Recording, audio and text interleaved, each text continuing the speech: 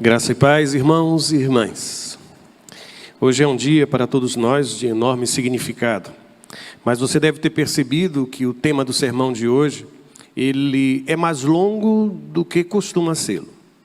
Traz duas perguntas, duas possíveis respostas e, ao final, uma declaração, uma conclusão que eu considero como que trágica. Natal, sim. Jesus, não. Um Natal sem Jesus. Se eu lhe perguntar se é possível celebrar o dia de hoje sem qualquer referência a Jesus, qual seria a sua resposta? Depois daquele tempo que tivemos com os casais da igreja, na cidade de Gramado, no Rio Grande do Sul, eu posso lhe dar uma resposta. É possível, sim. De alguma forma eu fiquei muito impressionado, porque eu percorri a cidade e eu percebo que alguns casais que aqui estão, também lá estiveram, e eu senti falta de referências a Jesus, ao nascimento de Jesus. O Natal ali é chamado de Natal Luz, mas aquele que era a luz derramada sobre a humanidade, não há qualquer referência. É impressionante, mas tudo é construído e as pessoas celebram. Você encontra inúmeros personagens, Papai Noel, renas, neve, você encontra tudo, menos a figura de Jesus. E o impressionante é que a cidade naqueles dias estava repleta de pessoas. Nós cruzávamos por gente o tempo todo o tempo. Por isso, se você me pergunta se é possível celebrar o dia de hoje sem qualquer referência à figura de Jesus, eu preciso lhe dizer, sim, isso já tem acontecido. Talvez a resposta que acabo de oferecer, talvez seja a resposta àquela pergunta feita pelos magos quando eles estiveram com o rei Herodes. Eu não sei se você se recorda, mas no capítulo que aí está mencionado, capítulo 2 de Mateus, no versículo de número 2, está registrada a pergunta: onde está o recém-nascido rei dos judeus? Percorrendo as ruas daquela cidade, eu poderia perguntar isso: onde está o recém-nascido rei dos judeus? Talvez se eu percorresse algumas ruas do comércio de nossa cidade, eu também poderia perguntar: onde está o rei nascido? Talvez se eu fosse à sua casa, talvez se eu fosse às celebrações que ao longo destes dias aconteceram, eu insisto em perguntar: onde está o rei nascido, o menino nascido? E para minha tristeza, certamente a resposta seria não, ele aqui não está. A semelhança do que aconteceu com os magos, Jesus não estava naquele palácio. E querem saber por quê? Talvez porque a prosperidade tão aclamada entre nós, eu não sei se você já percebeu, mas nós associamos o Natal à felicidade. E o Ano Novo, nós associamos à prosperidade. E então repetimos: Feliz Natal e próspero Ano Novo. De todas as coisas que nós poderíamos idealizar para um ano inteiro, 365 dias, nós escolhemos a prosperidade. Mas para o Natal, especificamente para um dia do ano, nós sugerimos o caminho da felicidade. Por isso eu começo lhe dizendo que a prosperidade não é prova de que Jesus esteja presente, ou de que Jesus está presente. Aqueles magos, eles foram ao palácio de Herodes. A notícia da presença daqueles homens, possivelmente persas, com roupas diferentes, com aspectos diferentes, talvez até com comitiva, com gente ao seu lado, deve ter, de alguma forma, chamado a atenção de todos. A notícia chegou ao palácio de Herodes. Mas aqui eu volto a repetir. Provavelmente, irmãos e irmãs, se nós ali estivéssemos, ou se Deus nos tivesse dado a visão de uma estrela no céu, anunciando o nascimento do rei, nós sim iríamos a Jerusalém. E provavelmente o primeiro lugar onde procuraríamos o recém-nascido, talvez a semelhança dos magos fosse o mesmo lugar, a referência do palácio, o lugar da prosperidade. Porque se é um rei que está nascendo, os reis costumam nascer em palácios. É tão difícil, às vezes, separarmos essas duas verdades. De um lado a prosperidade, do outro lado o temor a Deus. É por isso que quando você começa a manusear o Antigo Testamento, talvez você fique até surpreso. No livro de Provérbios, no capítulo 10, 22, está escrito que a bênção do Senhor enriquece. Mas a grande questão é o que significa riqueza para você. O que você considera como precioso? Jesus nos faz pensar nisso, porque Ele diz, olha, onde estiver o seu tesouro, aí estará também o seu coração. Mas se quiserem, e formos examinar, por exemplo, o texto de Deuteronômio, capítulo 28, que fala sobre a consagração de Israel, eles vão mencionar que celeiros estarão abarrotados, haverá fertilidade dos campos, dos animais, seres humanos, traduz tudo aquilo como fartura. E eu quero lhe dizer que, naquele tempo em que não estava consolidada a doutrina da vida após morte, a retribuição no juízo, a retribuição no depois da morte, as coisas precisavam acontecer aqui. E a mentalidade era exatamente essa. O justo enriquece, o ímpio empobrece, o justo é abençoado, o ímpio não. Até que nós mergulhamos no drama do texto do livro de Jó. Quando nós encontramos um personagem justo, mas que enfrenta enorme sofrimento. Sofrimento físico, enfermidade, sofrimento em relação às suas relações, a perda não somente de bens, mas a perda também dos seus filhos. E a grande pergunta é exatamente essa. Se a integridade ela é traduzida por prosperidade, logo, o Filho do Deus vivo precisa ser revestido, ou vir revestido de prosperidade e de riqueza. Mas não foi assim que aconteceu.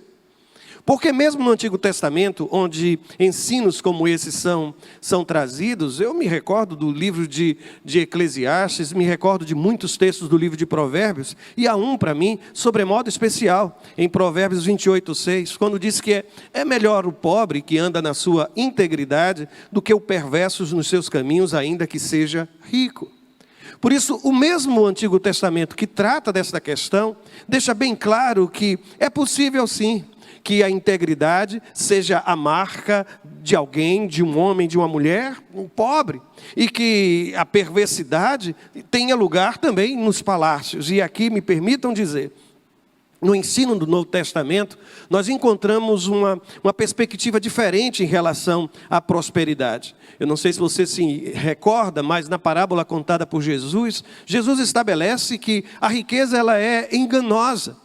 E no final daquela parábola do construtor de celeiros, ele diz, louco, esta noite te pedirão a tua alma. Lembram-se disso?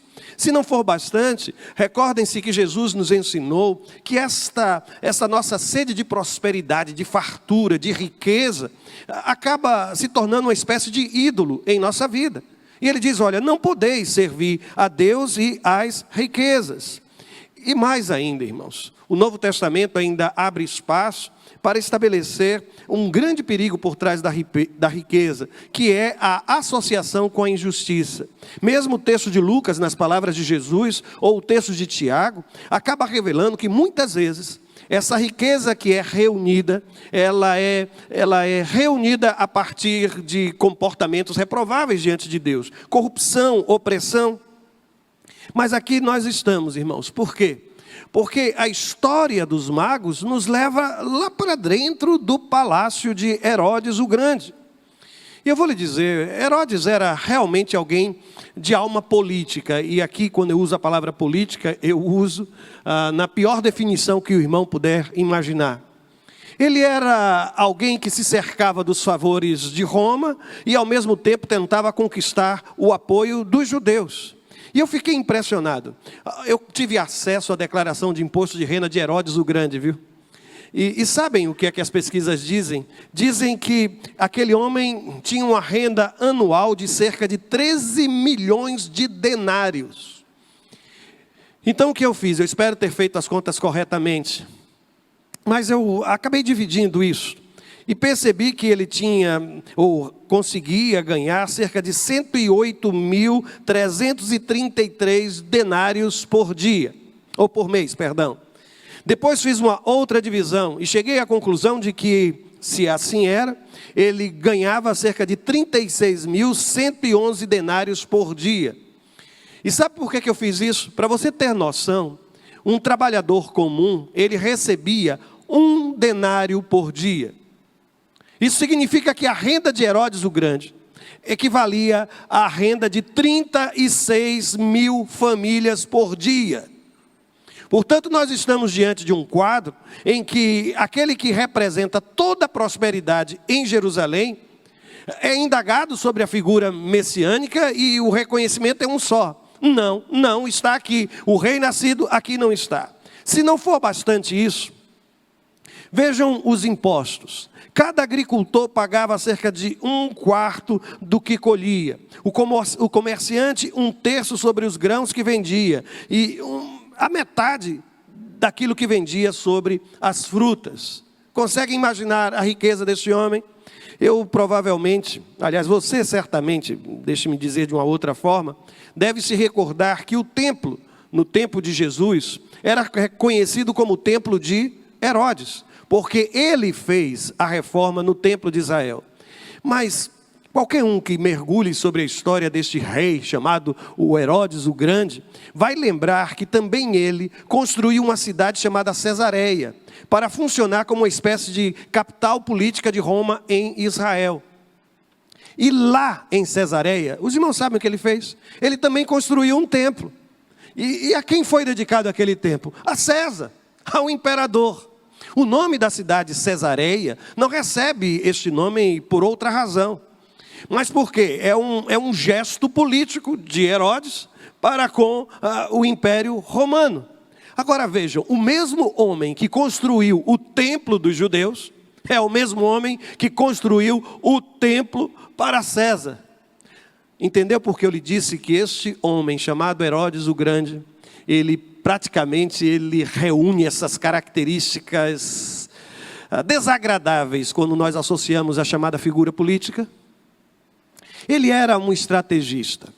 Ele era alguém que estava no poder e estava no poder temeroso pela sua situação. Agora vejam só, esse homem está no palácio, de repente começam a surgir as notícias de que alguns estrangeiros estão percorrendo as ruas de Jerusalém, procurando saber onde nasceu o menino Jesus. E o interessante, e eu fiz questão de não colocar para os irmãos, a continuação do versículo 2, quando diz, onde está aquele que é nascido rei dos judeus? E aí o texto, nós vimos a sua estrela. E aí o texto também vai dizer, e viemos adorá-lo. Essa palavra adorá-lo que aqui aparece, é a palavra grega proskineo, que significa literalmente beijar com reverência. Você tem alguns persas que chegam ali, alguns acreditam ser eles inclusive figuras políticas, estão naquele lugar, eles se encontram com o rei, o grande rei Herodes, e dizem àquele homem, nós viemos para nos prostrar, beijar reverentemente, saudar, adorar. E esta palavra ela é muito importante no Evangelho de Mateus. Ela aparece por cerca de 13 vezes, e sempre com um significado de muito respeito, de muita reverência. Ela só é adulterada nesse texto, porque Herodes usa essa mesma expressão quando conversa com os magos, dizendo, olha, quando vocês encontrarem com ele, digam-me onde ele está, porque eu também quero adorá-lo. Somente aqui, mas ela sempre se reveste de um significado especial. Mas querem saber por que esse tipo de Natal não tem lugar para Jesus? Os irmãos já imaginaram se nós entrássemos nos shoppings desta cidade ou de qualquer outro lugar e encontrássemos em todo lugar um aspecto sombrio de uma estrebaria? Não luzes, mas o aspecto sombrio de uma estrebaria. Que encontrássemos sim a referência de uma estrela, mas sobre aquele lugar, se olhássemos para os lados e víssemos apenas animais, e de repente um Cristo numa manjedoura, um menino, numa simplicidade diferente destes tantos presépios que nós olhamos e que parecem revestidos até de um ar romântico. Eu quero lhes dizer, esse Natal sem Jesus, ele não assimilaria nunca esta figura. Por quê? Porque essa figura do Jesus na humildade de uma manjedoura não vende, irmãos, não estimula o comércio. Então, nesta hora, o verbo acumular substitui o verbo repartir, que é a grande lição do Natal. É por isso, irmãos, que não há lugar para Jesus, porque a simplicidade precisa dar lugar à riqueza.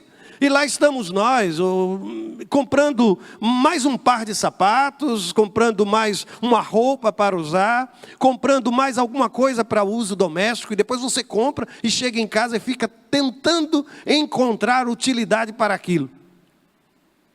Eu não sei se você já abriu os seus presentes, mas às vezes a gente abre alguns presentes e pergunta assim, o que é que eu vou fazer com isso? Só quero dar uma sugestão, se for passar adiante, retirem os cartões, viu, que estão junto com o presente, embalado com o presente, para não terem algumas surpresas. Porque eu pessoalmente acho que há no final de ano uma coisa tão linda de reciclagem de presentes, especialmente em amigos secretos. Você corre, meu Deus do céu, tinha que ter comprado, não comprei, não encontrei, mas eu tenho alguma coisa guardado aqui.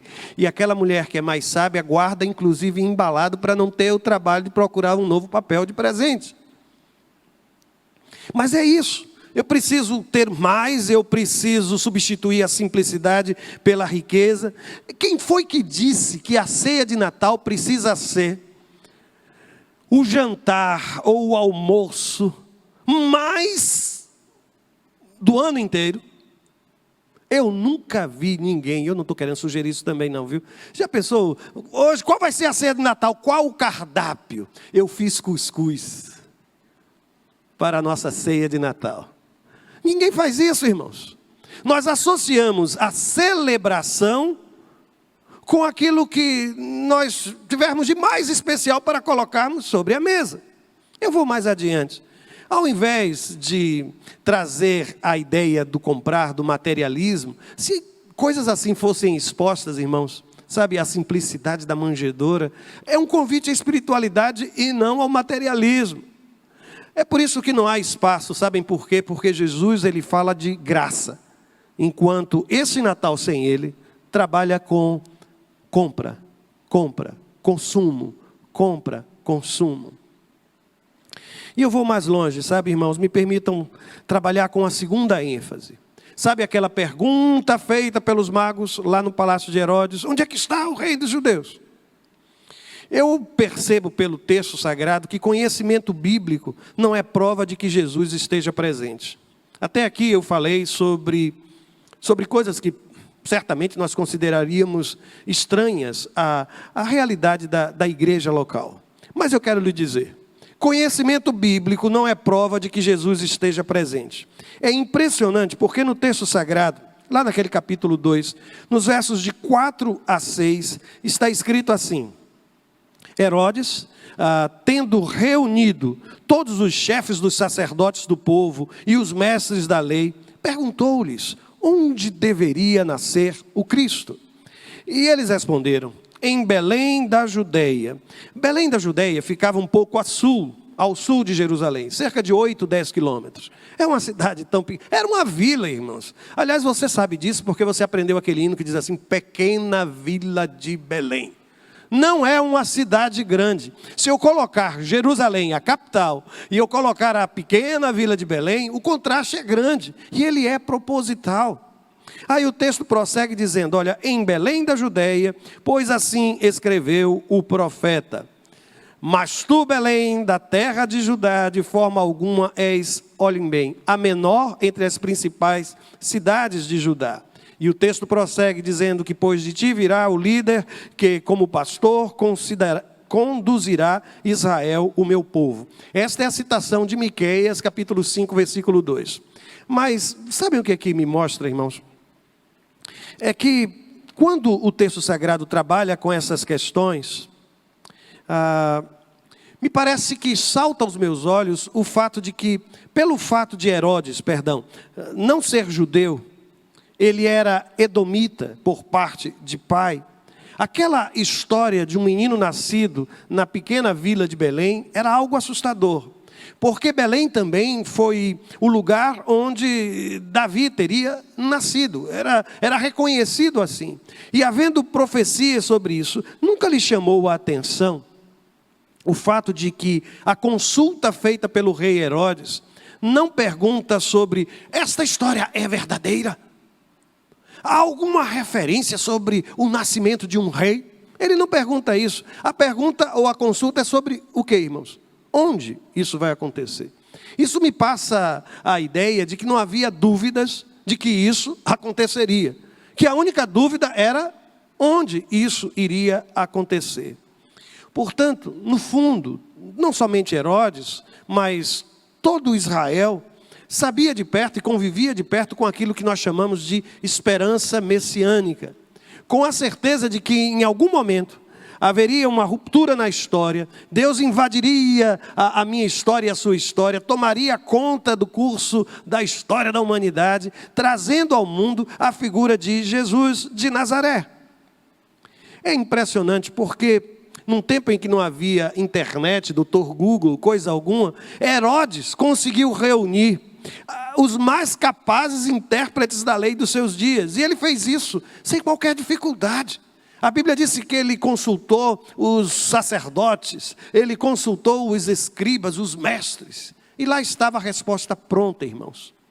Você consegue imaginar que a resposta a esta pergunta sempre esteve dentro do palácio?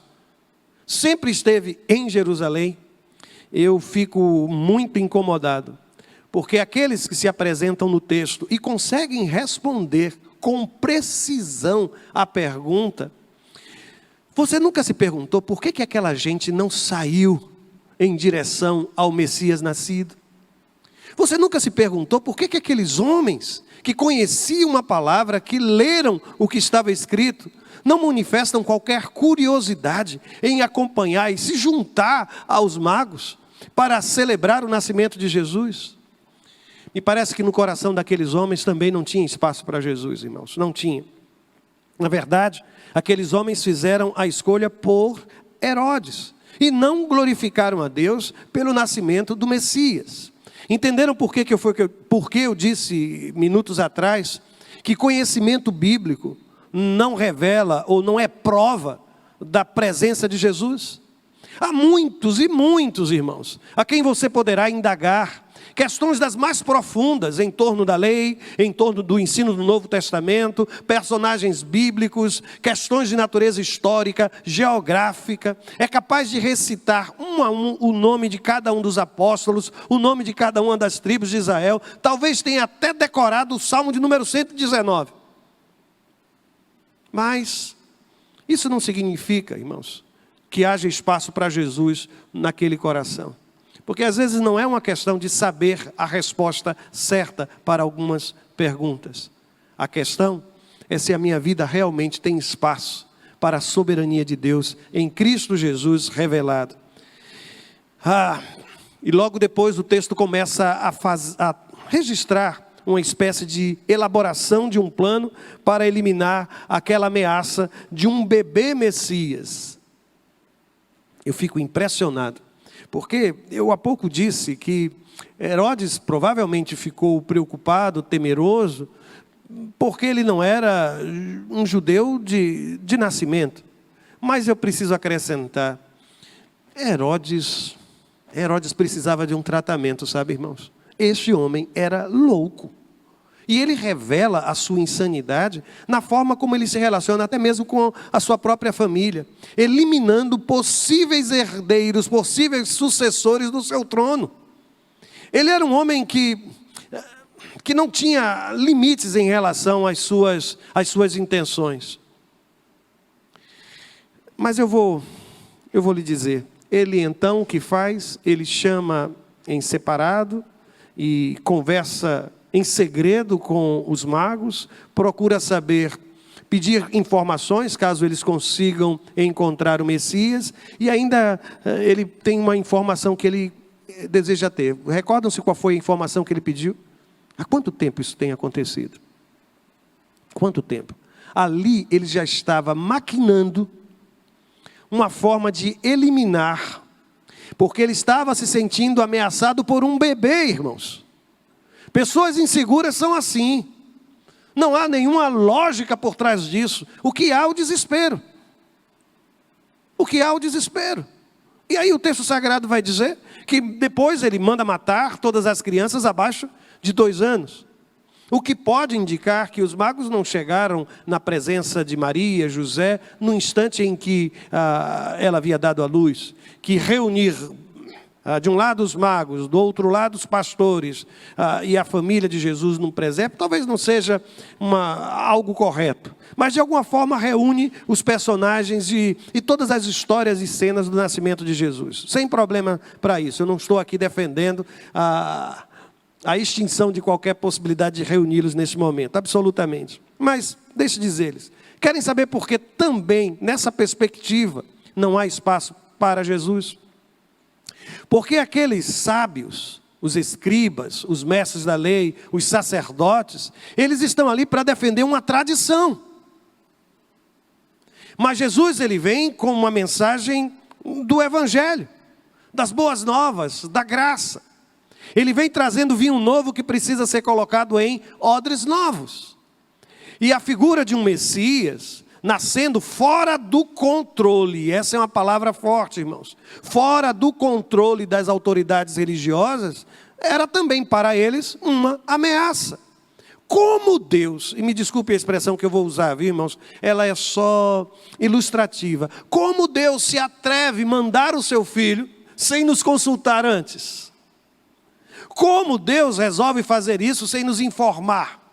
Por que mandou uma estrela para esses homens lá do outro lado do Oriente? E não nos mandou um sinal sequer. Ele não sabe que nós somos os sacerdotes, ou eu sou o sumo sacerdote deste povo? Não sabe ele que eu sou o grande mestre em Israel? Como Deus se atreve a fazer algo assim sem me dar um sinal? E aí agora aparecem esses estrangeiros dizendo que Deus falou com eles sem antes ter falado comigo. Consegue entender o que eu quero fazer com isso? Eles não conseguem aceitar que Deus possa falar com um estrangeiro, possa falar sem ter dado qualquer notícia. Aliás, eu acho que algumas pessoas são assim, não é? Se Deus não me informou, não tem Ele o direito de fazer. Mas quem foi que disse que Deus precisa de sua autorização, de sua licença para agir como um Deus soberano sobre toda a terra? Mas aqui está, irmãos, eu acredito também que nessa festa, nessa celebração não há espaço para Jesus, porque aqueles homens defendem a ideia do legalismo. E a inclusão de estrangeiros num momento como aquela parece a antecipação da revelação da graça. E vou mais longe, aqueles homens queriam um Deus exclusivo. Mas a proposta de Jesus de incluir os gentios, todas as pessoas, de todas as raças, de todos os povos, aquilo era assustador. É como se eles dissessem: nós vamos perder o controle sobre isso. Nós vamos perder o direito sobre esta franquia, sobre esta marca, Deus de Israel. É por isso que em lugares assim, onde existe até o conhecimento bíblico, irmãos, mas não existe a submissão, não existe uma visão inclusiva de toda a humanidade, quer um Deus unicamente para si, uma comunidade marcada pelo tradicionalismo, pelo legalismo. Pode até celebrar o Natal, mas sem Jesus. Sem Jesus. Eu quero concluir lhe dizendo somente uma frase. Não existe Natal sem Jesus, irmãos. Não existe Natal sem Jesus. É impressionante como ao longo dos anos e séculos, nós expulsamos Jesus daquilo que seria o espaço dele. E eu vou lhes dizer, não é só de fora não, viu, irmãos? De dentro também. Eu não sei se você já percebeu, mas sempre nesse período do ano se levantam aqueles que vão se reportar a Mitra, vão se reportar ao Sol Invictus, vão se reportar ao solstício de inverno, dizendo que tudo que nós estamos celebrando, na verdade, são esses deuses pagãos agora revestidos. Olha, eu vou lhe dizer uma coisa. Ainda que isso possa ser uma verdade histórica, que eu questiono, ainda que possa, sabe, isso não me mostra fraqueza no cristianismo, me mostra um poder tão grande, um poder capaz de apagar todos os vestígios desta adoração pagã e colocar ali a figura de Jesus. Se isso tudo for verdade, sabe o que essa gente está me dizendo? Que Jesus é tão poderoso que eliminou todos os vestígios do paganismo em um tempo em que reverenciar Saturno, reverenciar o Sol, invictus, era uma prática comum. Eu nunca vi ninguém, daquelas pessoas que conheço, celebrarem no dia 25 a deusa Mitra. Nunca vi ninguém celebrar o Sol invictus. Nós somos desafiados a celebrar o nascimento do nosso Senhor. E se lá fora fazem isso, eu às vezes observo que algumas pessoas querem minimizar aquilo que foi o nascimento de Jesus, o Natal. Por quê? Aliás, eu já vi alguém dizer que Jesus nunca nos mandou celebrar o aniversário do seu nascimento. Mas ele tampouco me proibiu de fazer isso. Ele proibiu aos irmãos? Pelo contrário, quando eu leio o texto sagrado e falam os anjos, eles dizem que hoje nasceu. O hoje nasceu. E ainda diz mais, é motivo de grande alegria. Eu consigo entender, portanto, que o hoje do nascimento de Jesus precisa ser celebrado com alegria por todos nós, povo do Senhor. Ah, mas dizem alguns que aquilo lá não foi o propósito dele. Aquilo lá foi uma passagem. Eu vou dizer-lhes, irmãos, tentar separar da vida de Jesus aquilo que de fato é relevante, já foi tentado por alguns célebres hereges do passado. Houve quem dissesse que o mais importante na vida de Jesus não foi o nascimento, mas foi a sua morte e ressurreição. E querem saber o que aconteceu? Então alguém disse, se de fato então ele não nasceu, consegue entender? A morte não foi verdadeira. Não pode ressuscitar aquele que não nasceu. Não pode morrer aquele que não nasceu. É simples, irmãos. E o que aconteceu foi que surgiram inclusive aqueles que disseram, Jesus nunca nasceu, ele apareceu. Trouxe uma carne celestial, vinda dos céus. E aqui começaram as mais diferentes teorias para de alguma forma, anular o nascimento. Eu acredito que o Evangelho, irmãos, ele inclui o verbo se fez carne. Essa é uma das declarações preciosíssimas. Por isso eu não posso desprezar o nascimento de Jesus. Porque o nascimento de Jesus é o momento em que o verbo se fez carne e habitou entre nós e vimos a sua glória. Ah, mas pastor, qual é então da vida de Jesus o momento mais importante? Eu vou me reportar uma ilustração que já usei, mas que para mim é de uma simplicidade e poder muito grande. O autor dizia que quando nós perguntamos coisas assim, é como se nós estivéssemos perguntando ao piloto do avião, qual das duas asas é mais importante? Subtraia uma só, subtraia apenas um. A vida de Jesus é uma história, irmãos, completa. Ele nasceu, ele viveu entre nós. Por que os evangelhos, irmãos, nos contam a história do nascimento de Jesus se não fosse relevante? Por quê? Porque o evangelho de João nos ensina a pré-existência do verbo, dizendo que no princípio era o verbo e o verbo estava com Deus. Porque isso também é importante. Porque os irmãos acham que os evangelhos registram os discursos de Jesus, suas mensagens e sermões, suas parábolas? Porque isso é importante. Porque os milagres estão registrados, porque a cruz está aqui registrada com detalhes, diálogos, porque a ressurreição com tantos testemunhos. Porque tudo quanto Jesus viveu, irmãos, faz parte de um plano eterno de salvação para todos os seus filhos, para toda a humanidade. Por isso, meu irmão, minha irmã, celebre o Natal, mas convide Jesus. Celebre o Natal, mas celebre o nascimento do Filho de Deus entre nós.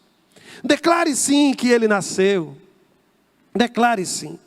Eu sei que nessas horas muitos até demonizam o movimento no comércio, coisas assim. Eu disse recentemente numa entrevista que fiz para uma TV, que eu estive esses dias em um shopping center. Eu também vou ao shopping center, viu, irmãos?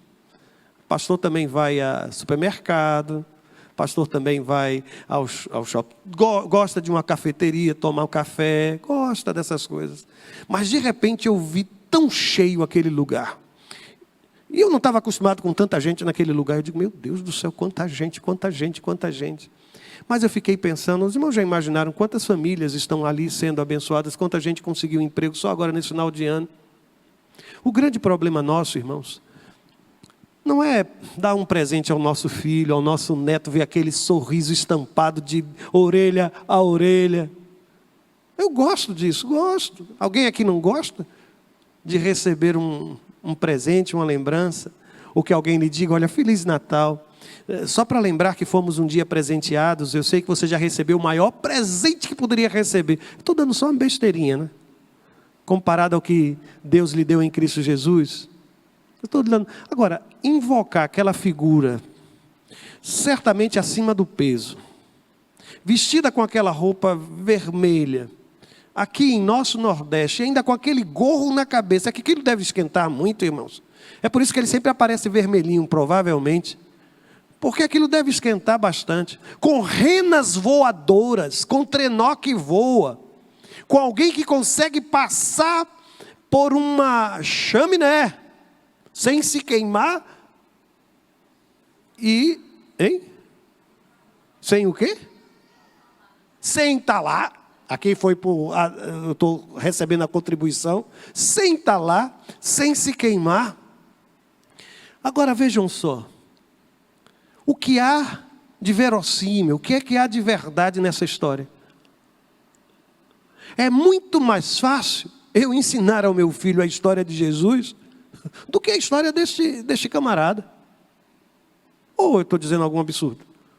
Você dizer que aquela criatura ainda existe e que viaja, percorre todo o mundo, levando presente. Eu vou dizer uma coisa, não se assuste. É preciso muito mais fé para acreditar nisso do que para acreditar em Jesus, irmãos. Chega a ser, perdão da expressão, chega a ser ridículo imaginar algo assim. Mas vejam vocês que em torno de uma figura como essa, toda uma cidade parece girar a economia por longos e longos meses, que começa bem cedo. Qual é a marca de Jesus na celebração do seu Natal? O que de Jesus tem na sua celebração? O que de Jesus tem?